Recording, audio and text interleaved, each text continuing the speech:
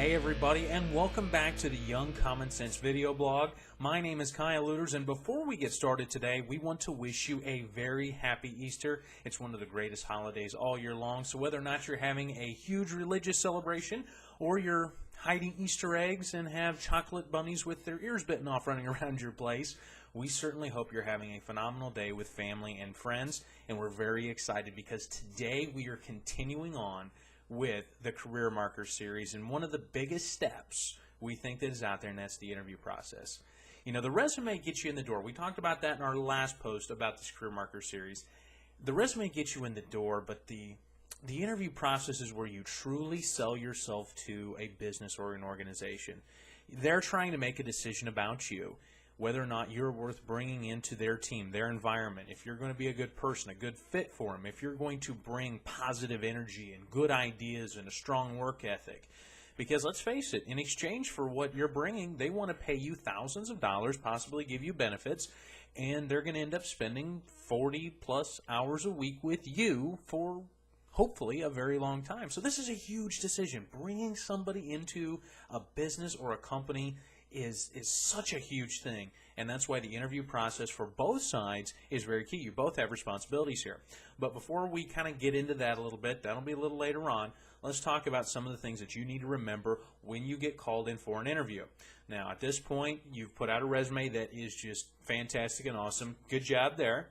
You've also applied for a job, and you have gotten someone to give you a second look. It's like in dating, you know, guys, when the girl gives you that second look and she looks over at you and you look back and you catch her looking again. This is your second look. She's interested. This is your potential company now. So they are interested. They're giving you a double take. They've given you a phone call. They want to talk to you. So the very first thing I'm going to tell you during this interview process happens even before you get there. Show up 15 minutes before the interview is supposed to start. Now, I had a teacher back in middle school that told me that she wanted a job so bad, she showed up an hour before the interview was due to start and sat in her car for 50 minutes. Folks, if you're late to an interview, kiss of death. You're done. You're out of it. Sayonara. Move on to the next one. So get there at least 15 minutes beforehand. Walk into the lobby. Talk to the associate up front. You know, say, hello, my name is, I'm here for, and then politely wait. While you're sitting in the lobby, sit up straight. Don't be on your phone, and just look confident. Now, we probably should have talked about this before you left your home, but we'll slide this in right here. When you go to an interview, dress for the part. And here's what I mean. Do not wear t-shirts. Do not wear clothes with holes in them. Do not try to look fashionable like you would with your friends going out on a Saturday night. A good rule of thumb when you're interviewing with a company is try to figure out what their regular employees' dress code is. So if the regular employees each day wear jeans and maybe nice polo shirts or, you know, business t-shirts, whatever, you know, maybe you can get away with khakis and a button-down shirt. But if the employees are normally wearing khakis and a button-down shirt, you need to bust out the suit. That's right, I'm talking about get the tie. Learn how to do that, gentlemen. It's a very useful thing. It'll come up a lot more than what you think in your life. So bring out the tie. Make sure that your clothes fit. A good tailor does not cost a whole bunch, and they can make you look like $1 million. I have an excellent tailor, and she does wonders with what she has to work with, let me just tell you. So, ladies, same thing. Business suits are great, or a nice dress. You don't want to be too revealing. You want to project an awesome level of professionalism when you go to make this first impression with the new boss.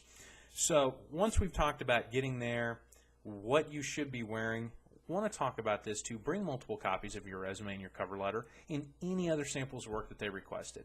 My general rule of thumb, bring 5 copies. And here's what I'm going to tell you. The person that you're interviewing with already has this information, but they may not be the only ones making the decision. There might be a few other people that you're going to meet on this interview that need to know about you. They need to know why, what propelled that person in their organization to bring you in for an interview. So that's why you supply them with the information. When I interviewed and went down for an interview session with the job down in North Carolina, I brought 7 copies of my cover letter, resume, and samples of my work. I didn't know who I was going to meet. I heard I was going to interview with a big organization. And you know what? I gave out 6 of them. That tells you how powerful that is. But a good rule of thumb is to bring 5 with you. Now, when you get there and you meet the person, make eye contact with them first. Make eye contact, stretch out your hand, give a good firm handshake, and do not break that eye contact. Speak with confidence, and then go on back and get into the interview process. Now, there's a good ratio that I heard not too long ago. That's something I'd like you guys to remember as well, too. You have 2 ears and 1 mouth. Remember that ratio. Try to do as much listening in the job interview as possible. Now, I'm not saying don't answer the person's questions. That's what you're there for. But really listen to what they're looking for, what they're trying to accomplish by hiring someone for this position. That is going to be key to tell if you're a good fit inside of you. Yes, folks, let's think about this for just a second. Not only is that organization worried about whether or not you're going to be a good fit for them, you need to worry about if they're going to be a good fit for you. This is a two-way street that I think a lot of people forget about. They just get so riled up. They're going, I got to get a job, I got to get a job, I got to get a job, I got to get a job. They don't necessarily take the time to wonder, is this organization really a real good fit for me? I mean, is there anything about this place that raises a red flag? Don't know. These are the questions you need to ask yourself during the interview process. So make eye contact, listen, 2 ears, 1 mouth, and make sure you bring some questions. I talk to a lot of hiring managers all over the country. I've been to so many different places that I know people in different organizations. And when I was doing the research for this video blog, I said, what's one of the top things that you wish that potential employees would bring into the interview process? And number one, questions. They want to know that you've done some research on their business. They want to know that you are actually that invested, and they're not just one in a rotisserie of jobs that you're trying to get. They want to feel special, okay? They want you to have done some research on the company and come prepared with questions. And those are not questions like, how much am I going to get paid, and what are my benefits like, and how much time do I get up? No, you don't want to bring those questions into the game.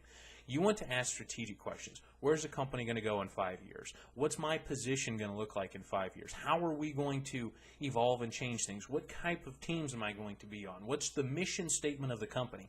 These are excellent questions to ask. It's going to get a hiring manager interested in you because you're thinking long term, and you're also showing that you have a level of connectiveness with this job. There's a sense of excitement, enthusiasm, and that's going to drive you a long way in their minds when they're making their decision. So once you've done that, you've gone through, you've met everybody, and I know we're rushing through a very complicated process, but I don't want to sit here and I don't want to bore you to death with all that I'm talking about. But once you've done all of that, the interview's over, shake their hand once again, look them in the eye, thank them very much for the opportunity to come and chat. And if you get the chance, maybe the question you can ask is what their time is for making a decision, when you might hear from them, things of that nature. Stuff like that's really going to make a huge difference as well, too.